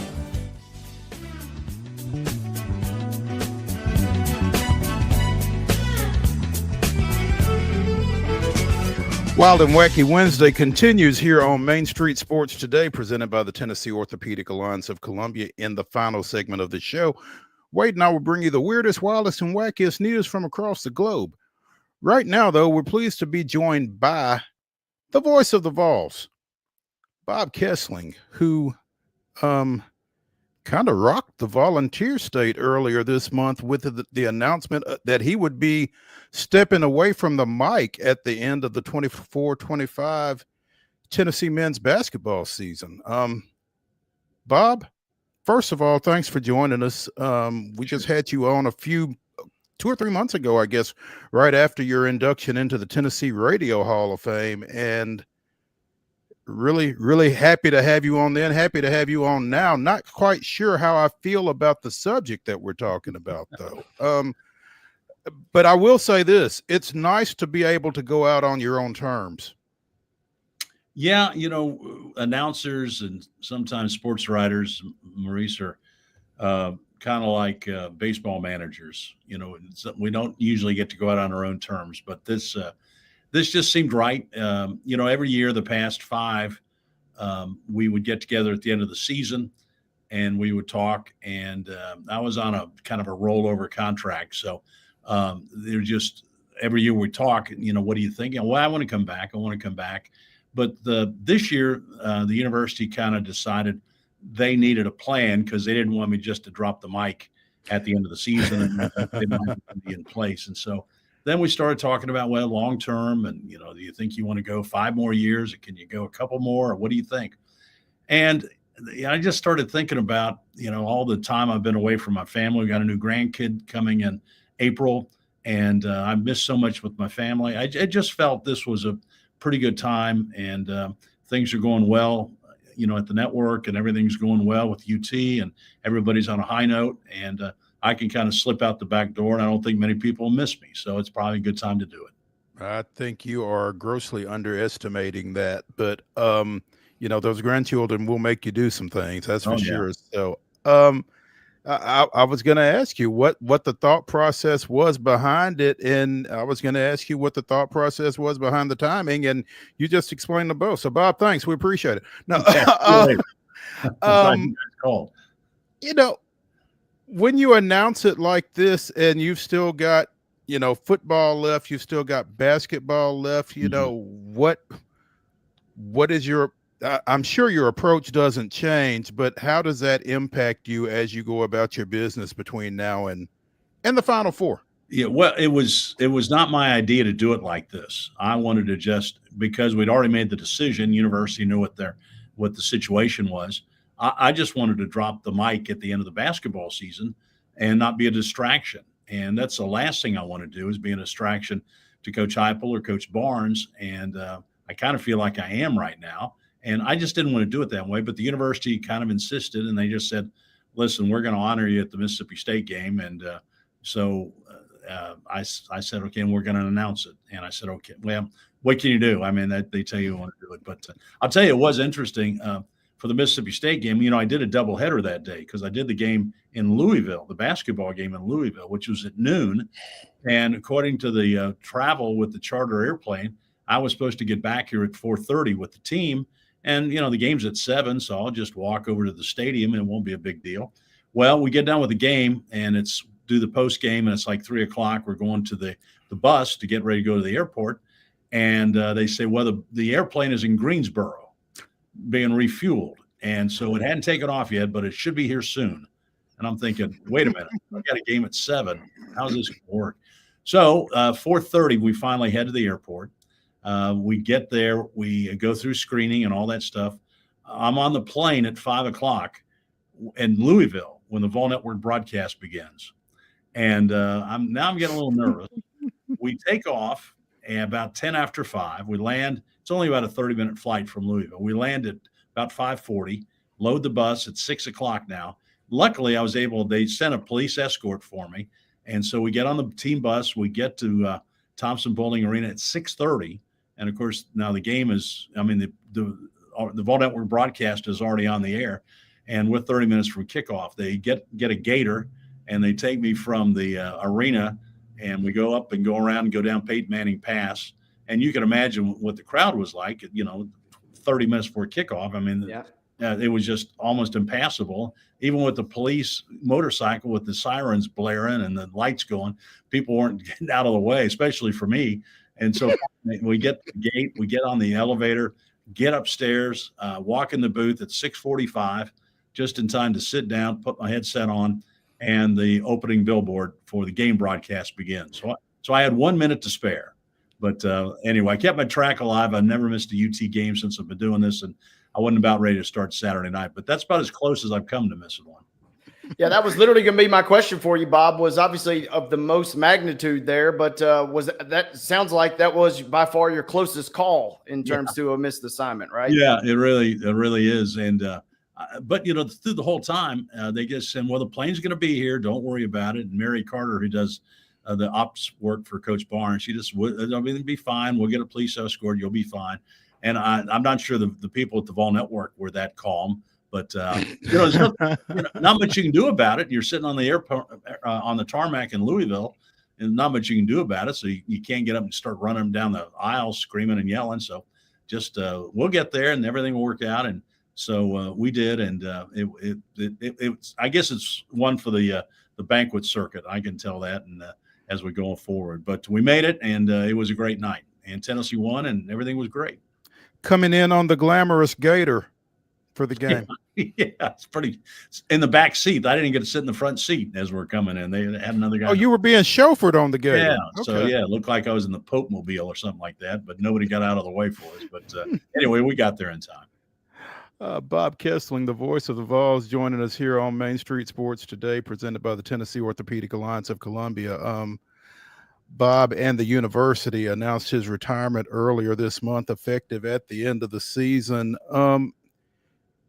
The last guy that held your position that retired, they won a national championship for him. Have you discussed that with Josh and with Rick, what their responsibility is as far as keeping this tradition up? Absolutely. I was able to, we had the press conference was a week ago Thursday. And so I met with both of the coaches on Wednesday before the announcement. And I told Coach Heupel the same thing. John Ward went out on a national championship, and I expect nothing less from you, big boy. Let's get going. And he said, that's the plan. So anyway, so the plans are in work. They know the pressure's on them. And, I would love to go out on a Final Four. That's one thing I haven't done since I've been doing this. And believe it or not, in the 26 years, Tennessee hadn't won an SEC football championship. So I'd like to get one of those and make it to the college football playoffs, and that'd be a great way to go out. So just got to take care of business, and we're just concentrating on UTEP, Maurice. You know how that goes. We're just concentrating on UTEP.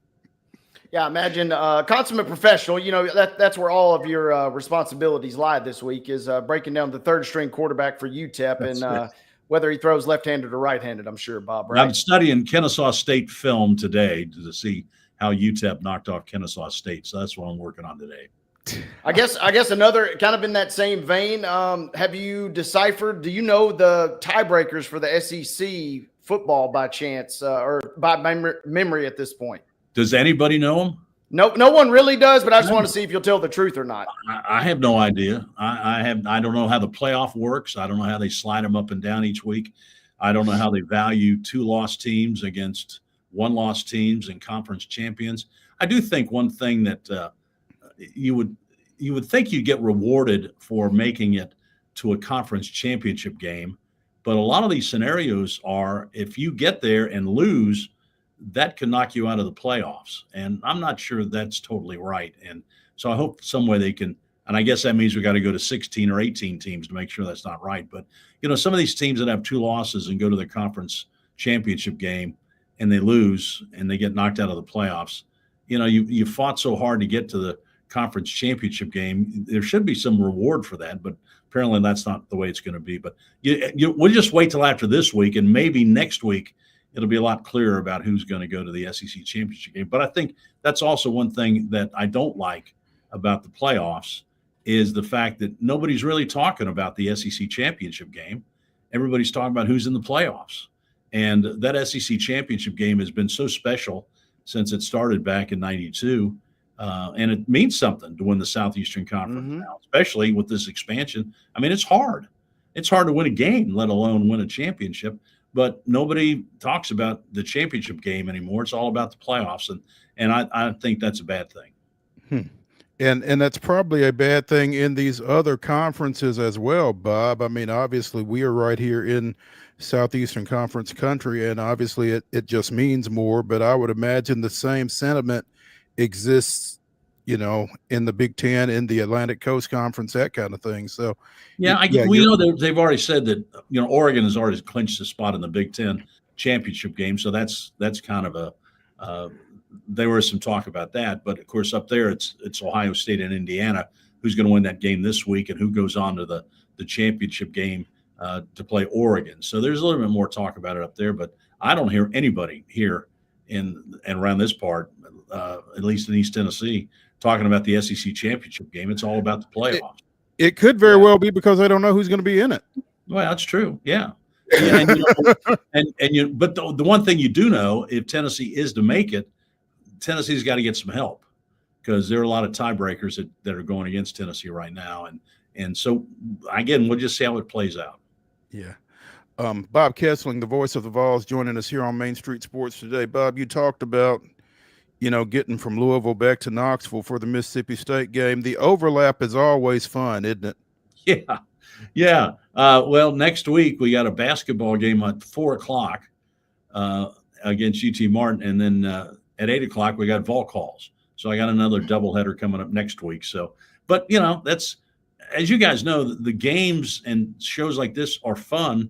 It's all the other stuff, you know, the travel and the prep work and all that. So that's what's laborious. But the doing the games, when you finally sit down and put the headset on, that's when it's fun. And so that's what I'm looking forward to. And I hope to enjoy. You know, we've got some basketball's got some, of course, they're in the Bahamas right now, and I'm up here doing Tennessee UTEP. I couldn't finagle that trip. I couldn't get the Vol Network Learjet out of the Bahamas to get me back up here. But so anyway, John Wilkerson's down there doing basketball, and I'm getting ready for football. But, you know, we get to go to New York coming up, and got a bunch of trips, and, you know, go to Texas and Oklahoma this year. So I've never done a basketball game at Oklahoma, so I'm looking forward to that. So, you know, a lot of games coming up, and I think Tennessee's basketball team is going to be pretty good. And we got a shot to make a long run in the SEC and also hopefully in the NCAA tournament as well. Bob, when you consider, you know, this time next year you will be doing something else or doing nothing, you know, what do you think you're going to miss about this? Oh, I'll miss the game days. There's no question about that. I've always said I played football from first grade, tackle football from first grade all the way through my freshman year at Tennessee, and I played on the freshman team here in '72. Mo, I had 9 carries for 36 yards, just in case you need to know that. Hey, that's a 4-yard average, man. That's good average. Right. Yeah. And I told Coach Fulmer that all the time when he was a graduate assistant coach on that team. I told him, look at my numbers.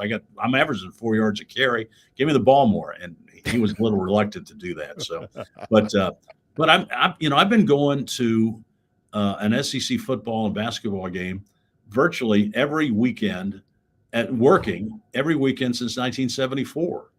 And just thinking, it's time for me to spend some time at home with the family. I miss so much with my daughters, miss a lot of their soccer games and horseback riding competitions and all that stuff. And I don't really want to. And I didn't see a single one of my grandkids' football games this fall because they conflicted with Tennessee games. And I don't want to miss any more of those. I want to watch them grow up and enjoy them. And this just felt right and just a good time to move on and let somebody else sit in the seat. I've been blessed. I mean, I came down here in 1972 from Dayton, Ohio, as a walk-on fullback on the Tennessee team. And who would have thought that here, all these years later, that I'm still in Knoxville.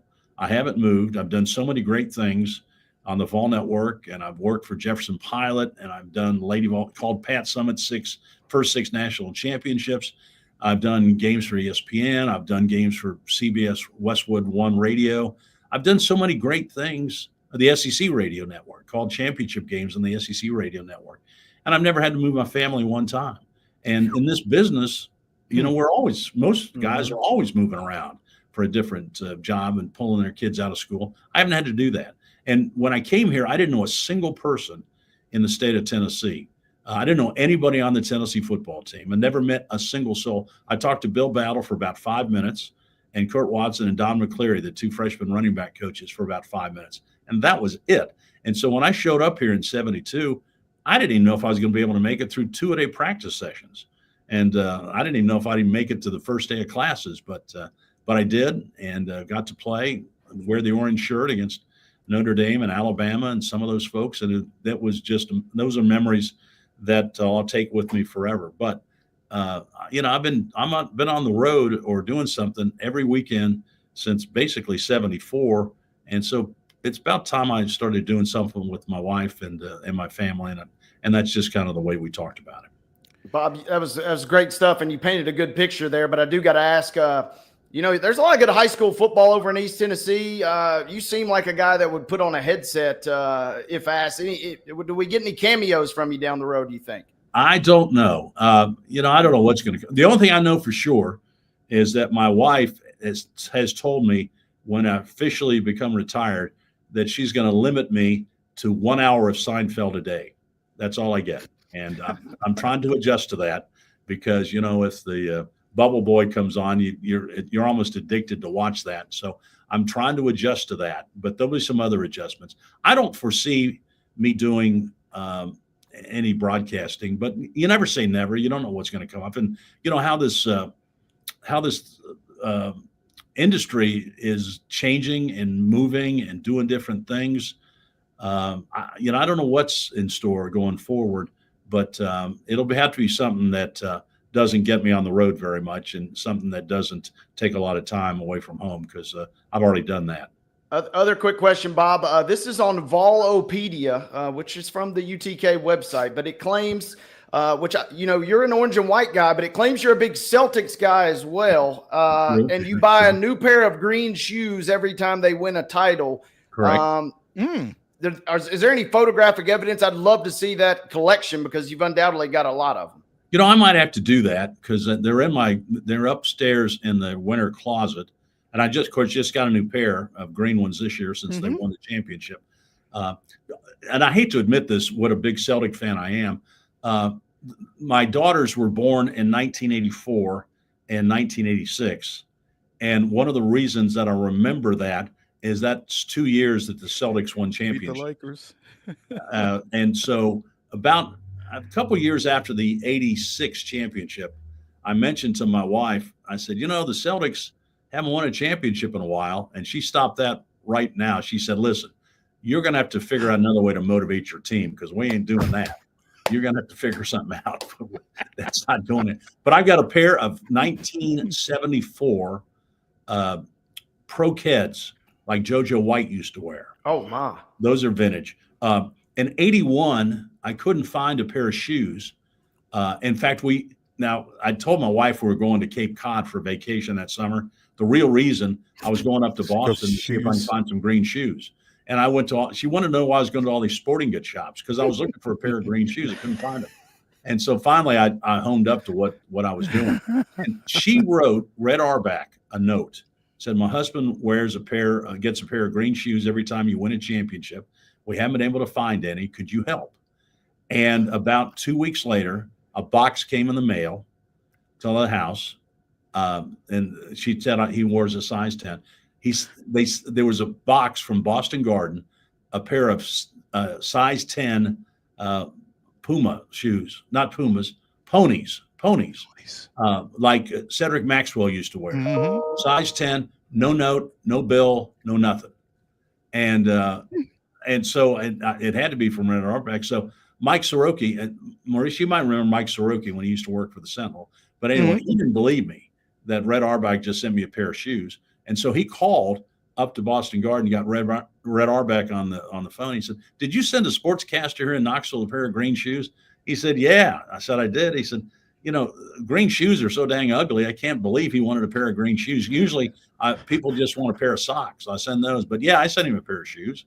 So I've got those, and I've got shoes from 86 and 84 and all those. Yeah, so they're up in the closet. I probably need to take a picture of them because it is pretty cool. I don't wear them very. I wore the green ones, the new ones, when the Celtics opened their season, and I'll put them on a couple of times during the year. But yeah, the green shoes that's a big deal. In fact, when we bought our first house, we extended the driveway so I could put a basketball goal up so I could shoot because I used to love to shoot baskets.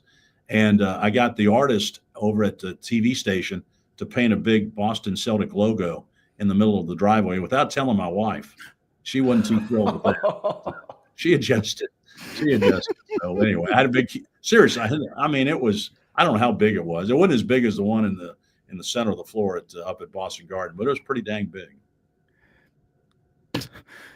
Bob Kesling, the voice of the Vols. And too much information for you guys. No, it's not too much. Super it's fantastic, man. You don't get that just anywhere. That's fantastic. I wanted to ask you, John Ward handled those duties for 30 years. You've handled them for 25, 55 years, two guys.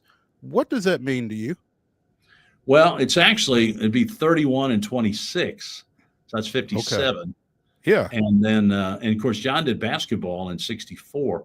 What it means to me is since 1968, everybody that has called games on the Vol Network, they've been Tennessee grads. And that's pretty special. I would venture to say there's no other network in America that could say that since 1968, everybody calling games has been a graduate of the University of Tennessee. So we take a lot of pride in it. And, we take a lot of pride in the network. There haven't been that many announcers since Lindsay formed it 75 years ago. Lindsay Nelson was the first. Alan Stout did it for a couple years and went off to Cincinnati. And then George Mooney and then John Ward and myself. That's not a lot of announcers over 75 years. So we're kind of proud of the longevity of the announcers and I think all of us have been very dedicated to making sure that the Vol Network stays at a very high level and the broadcast quality and the programming is at a high level. And we're proud of that. Bob Kesling, the voice of the Vols until April, because Tennessee is going to be playing basketball that long, right? That's the plan. Yeah. Okay. Yeah. Sounds good. Bob, we appreciate you taking some time with us, man. Congratulations again, and hope to catch up with you between now and then. That'd be great. Anytime, guys. Thanks for having me on. Thank you. When we come back here on Main Street Sports Today, presented by the Tennessee Orthopedic Alliance of Columbia, it's the final segment of the day. It's Wild and Wacky Wednesday. Let's get wild. Stay tuned.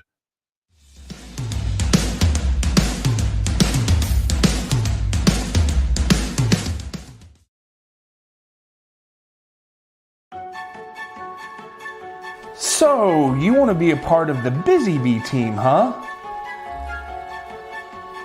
Well, how do you see yourself fitting into the organization? Oh, I get it. You want to be a weather bee.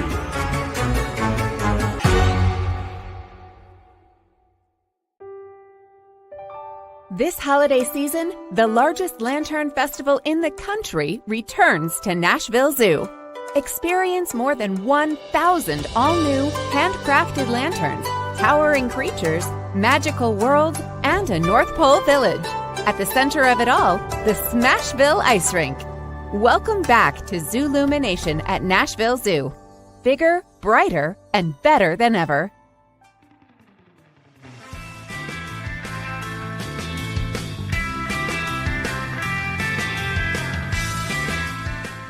The final segment of Wild and Wacky Wednesday here on Main Street Sports Today, presented by the Tennessee Orthopedic Alliance of Columbia. That's Wade Neely.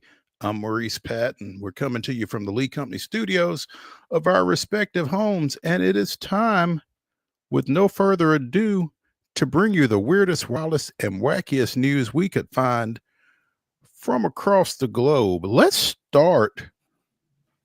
Mark, you got that video? Oh, let me remind you, because I tend to forget right about this time. Once this show ends, get you a snack, get you a break, get up, move around a little bit, whatever, but come back to this very same spot an hour after we shut down and catch the Southern Middle Tennessee High School Football Show with me and Wade as we break down high school football across Giles, Lawrence, and Murray counties. Well, this week it's Giles and Murray counties, but playoff action continues, and we'll be taking a look at what happened last week in the playoffs and what we got coming up this week in the playoffs with our local teams. So again, be sure and check out the Southern Middle Tennessee High School Football Show at 5 o'clock on these very same airwaves. Now, Mark, have you got that video? Pickleball, y'all. I didn't realize it was a contact sport until this.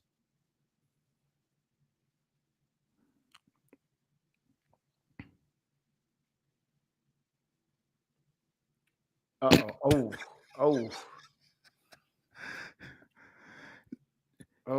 You slap a man's pickleball racket out of his hands, and things are liable to happen. I didn't realize they were going like that in pickleball. Maybe we should go check out a pickleball match. I don't know that I necessarily want to play, but maybe we should go check out a pickleball match. Wade? Man, they just installed a brand new court here in Pulaski, and I'm gonna have to keep my eyes peeled because I haven't heard of any dust ups just yet.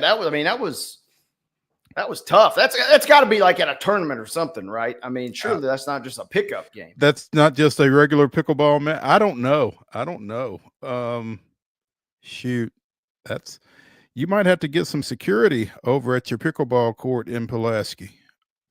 Long as we are doing sports here on Wild and Wacky Wednesday, Wade, I'll let you set this one up as the Utah high school football. I think it's a championship. I'm not sure, but they had an interesting start to their game.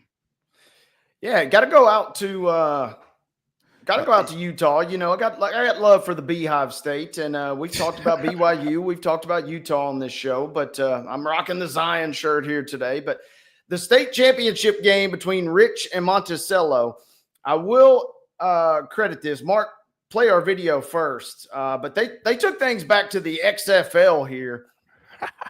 You got the helicopter before the championship. Different quality of play as well. Yeah, as we get the football drop here, probably send out your best punt return man for a situation like this.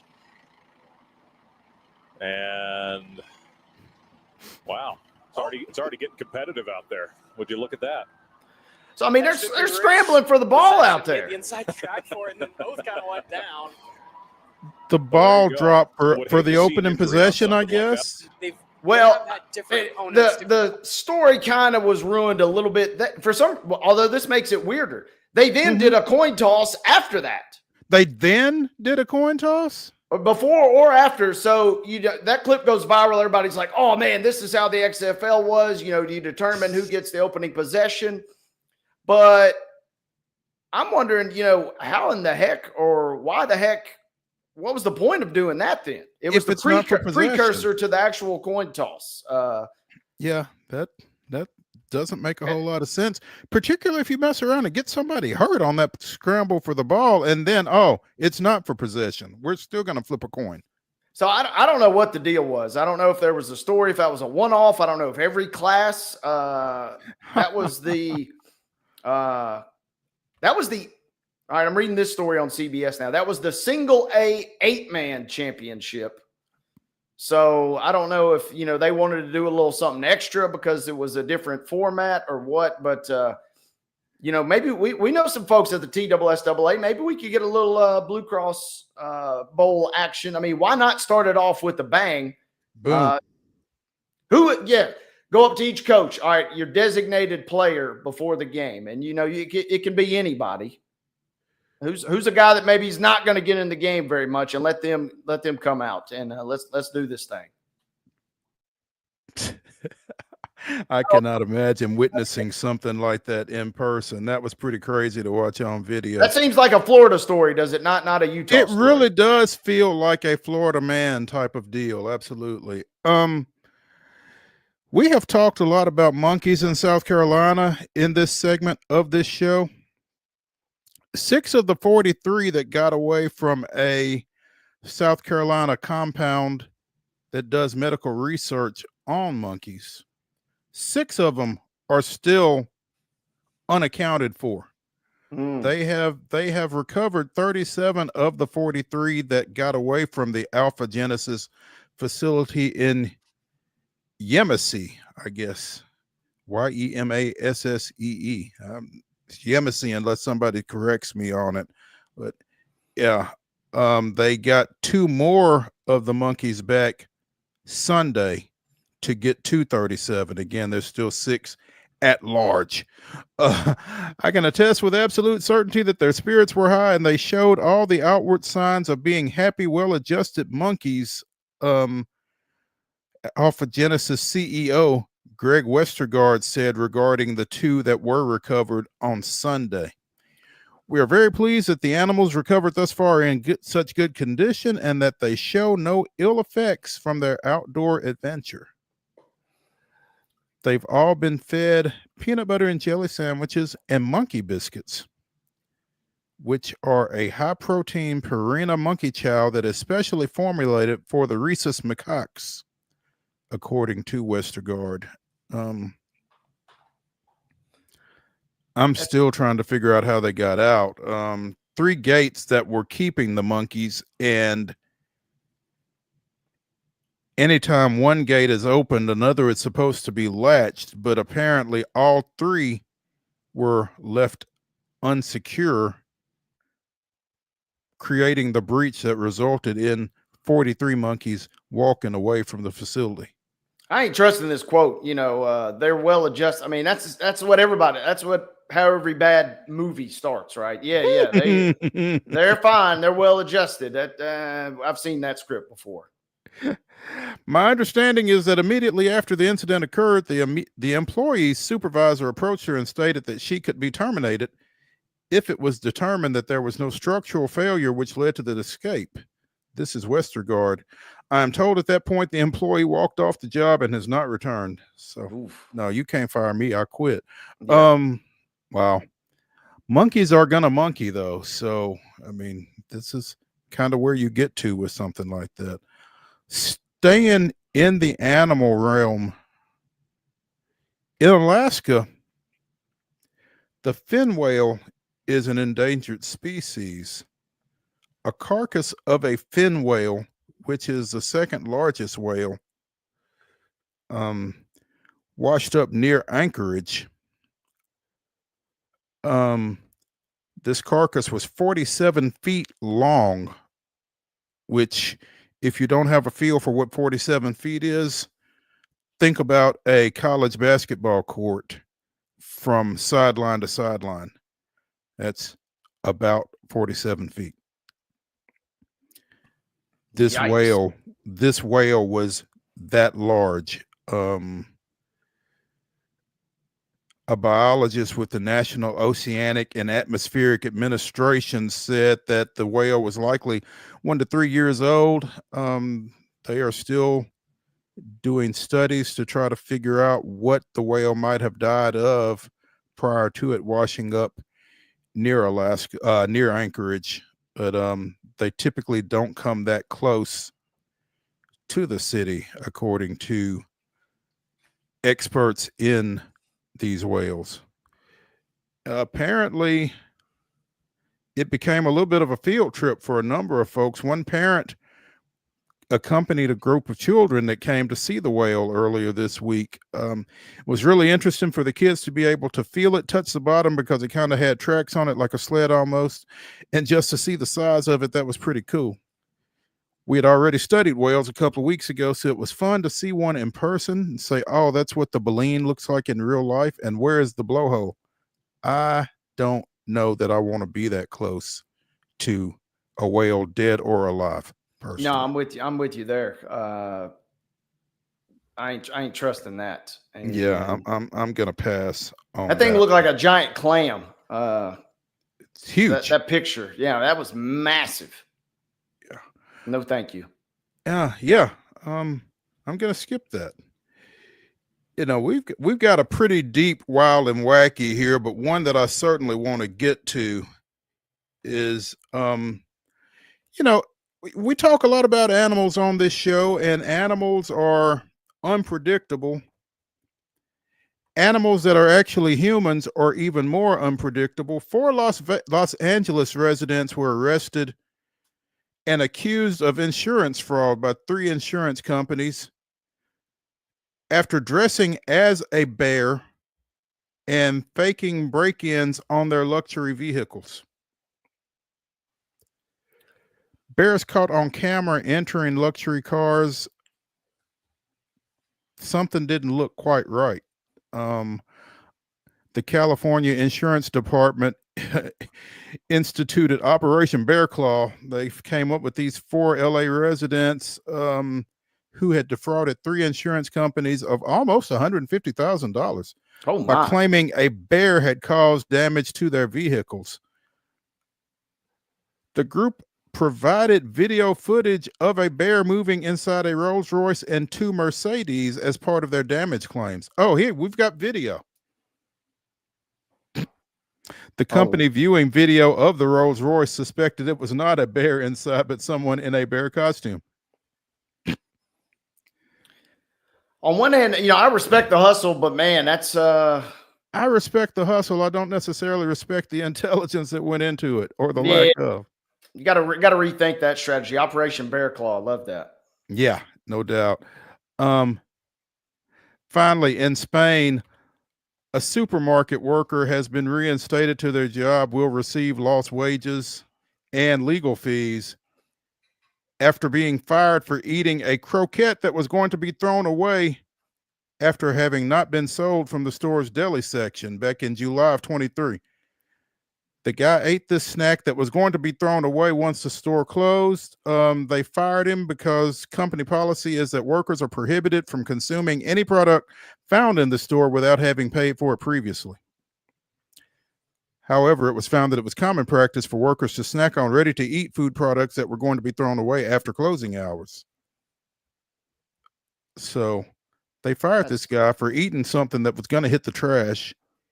He's going to get back almost $42,000 along with his legal fees, and the court ruled that he be reinstated. Good for him. Yeah, that's cost of doing business. You're already going to throw that out. Come on now. Yeah, that's going to do it for Wild and Wacky Wednesday. That's going to do it for Main Street Sports today, presented by the Tennessee Orthopedic Alliance of Columbia.